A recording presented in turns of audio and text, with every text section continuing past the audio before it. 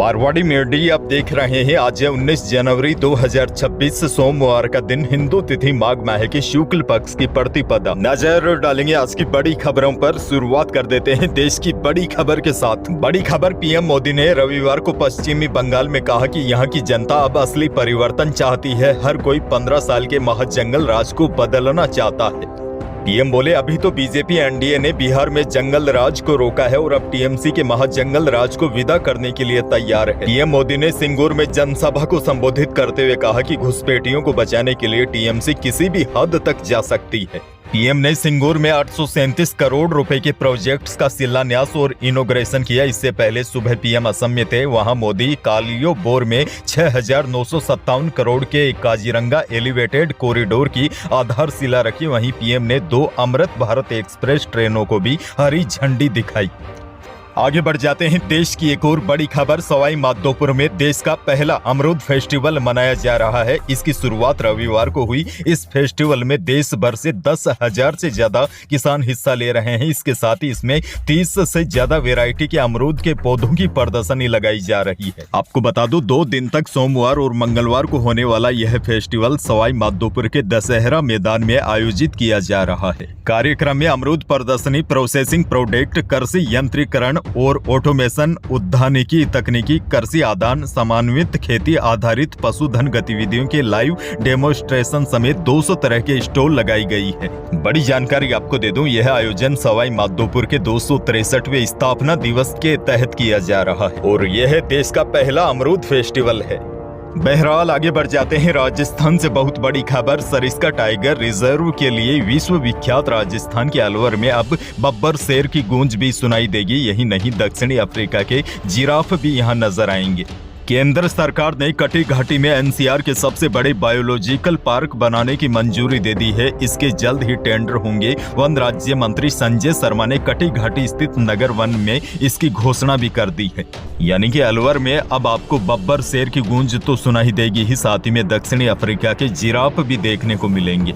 राजस्थान से एक और बहुत बड़ी खबर, अगर आज के समय किसी को सुशासन, सेवा और सच्चे नेतृत्व का उदाहरण देखना है तो राजसमंद के कलेक्टर अरुण कुमार हसीजा की ओर देख सकता है। उनका एक संकल्प आज प्रशासनिक हलके में चर्चाओं का विषय बन गया है। हसीजा ने अपनी जिम्मेदारी को इतना अहम माना है कि उन्होंने यह घोषणा कर दी है, जब तक जिले में पालनहार योजना, सामाजिक सुरक्षा पेंशन और राष्ट्रीय खाद्य सुरक्षा योजना के सभी लंबित प्रकरणों का 100% निस्तारण नहीं हो जाता, तब तक वे खुद अपना वेतन तक नहीं लेंगे।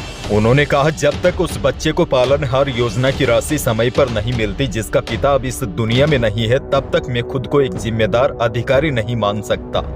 जोधपुर से बड़ी खबर, 2 बदमाश व्यापारी का स्कूटी पर रखा पैसों से भरा बैग लेकर फरार हो गए। उस समय पशु आहार व्यापारी महज कुछ दूरी पर ही खड़ा था, लेकिन चोर चकमा दे गए। दरअसल वह अपनी दुकान बंद कर रहा था। घटना बोरानाडा थाना इलाके के पाल गांव की शनिवार रात करीब 9:45 बजे की है। पूरी घटना दुकान पर लगे सीसीटीवी कैमरे में भी कैद हो गई। वीडियो में नकाब पहना बदमाश स्कूटी से बैग उठाकर भागता नजर आ रहा है। व्यापारी ललित प्रकाश ने बताया कि मैं रात को पाल गांव स्थित अपनी दुकान बंद कर रहा था। इसी दौरान मेरी स्कूटी पर पैसों से भरा बैग रखा हुआ था। तभी बाइक सवार 2 बदमाश मौके पर पहुंचे और पलक झपकते ही सिर्फ 8 सेकंड के अंदर स्कूटी से बैग उठाकर भाग गए। बैग में लगभग 5 लाख रुपए थे।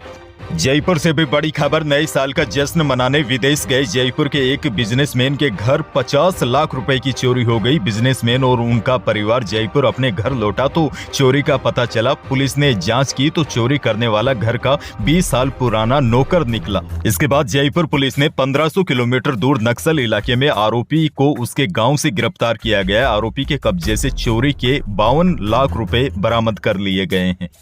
अच्छा देखिए, मामले की कहानी यहाँ और भी फिल्मी हो जाती है। पूछताछ में नौकर चोर ने बताया कि वह पहले से शादीशुदा है, लेकिन उसकी गर्लफ्रेंड भी है। गर्लफ्रेंड ने उससे शर्त रखी थी कि वह सिर्फ पैसे वाले लड़के से ही शादी करेगी। इसी लालच और दबाव में आकर मंटू यानी घर का नौकर मंटू ने अपने 27 साल पुराने भरोसे और रिश्ते को तोड़ दिया और अपने ही मालिक के घर चोरी कर डाली। मंटू ने यह भी बताया कि चोरी की रकम से उसने अपने गाँव में करीब 7 लाख रुपए का मंदिर भी बनवा दिया था।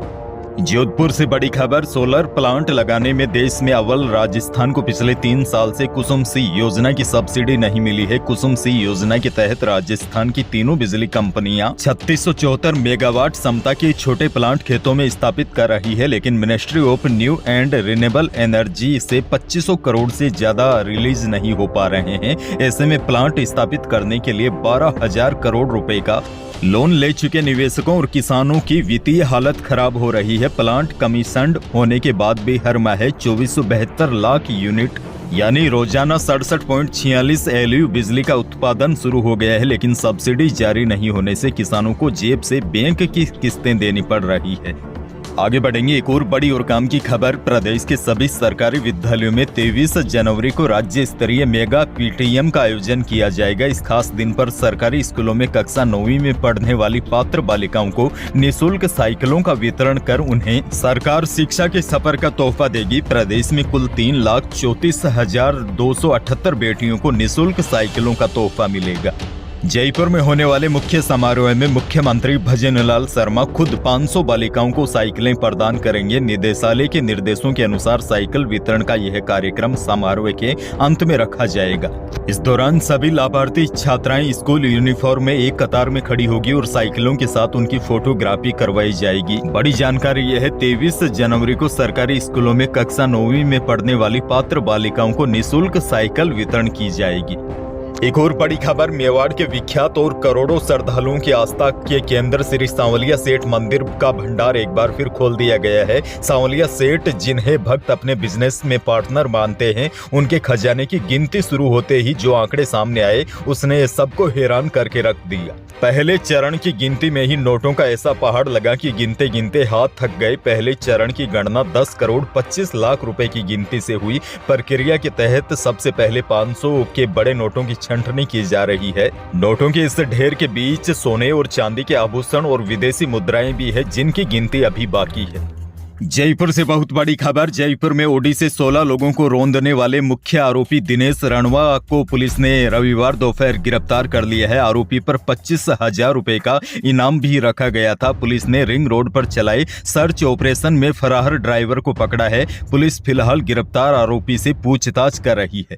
डीसीपी साउथ राज श्री राज वर्मा ने बताया, ओडी कार से 16 लोगों को रौंदने के मामले में फरार ड्राइवर दिनेश रणवा निवासी दूधवा खारा चूरू को गिरफ्तार किया गया है। 9 जनवरी को मानसरोवर के खरबाज सर्किल पर ओवर स्पीड ओडी कार से कई लोगों को रौंद दिया था। उसने रोड किनारे स्टॉलों में अपनी ओडी कार घुसा दी थी। उसके बाद से ही आरोपी फरार था। अब जाकर पुलिस को बड़ी सफलता हाथ लगी है।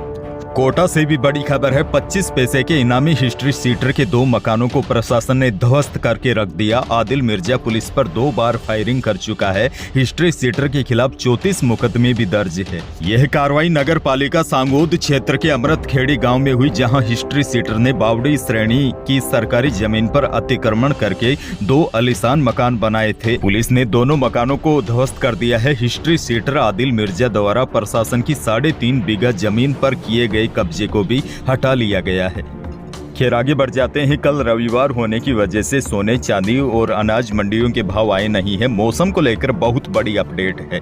बड़ी जानकारी यह है, प्रदेश में बर्फीली हवा का दौर काफी कमजोर पड़ गया है। इससे तापमान में बढ़ोतरी हुई है और इसका नतीजा यह है, अब सुबह शाम भी सर्दी कम हो गई है। बीते 24 घंटों के दौरान प्रदेश के कई इलाकों में बादल छाए रहे और अब सबसे बड़ी जानकारी यह है, मौसम विभाग के अनुसार 22 जनवरी को एक और नया स्ट्रॉन्ग वेदर सिस्टम एक्टिव हो रहा है, जिसके प्रभाव से आधे से ज्यादा राजस्थान में मावठ होने की संभावना है। मौसम विभाग ने बताया है 22 और 23 जनवरी को जोधपुर, बीकानेर संभाग और शेखावाटी क्षेत्र में आकाशीय बिजली गिरने के साथ कहीं कहीं पर हल्की से मध्यम बारिश हो सकती है और उसके बाद 23 और 24 जनवरी को भी शेखावाटी क्षेत्र के अलावा जयपुर, अलवर, दौसा, भरतपुर, धौलपुर और करौली के इलाकों में आकाशीय बिजली के साथ हल्की से मध्यम बारिश होने की संभावना है।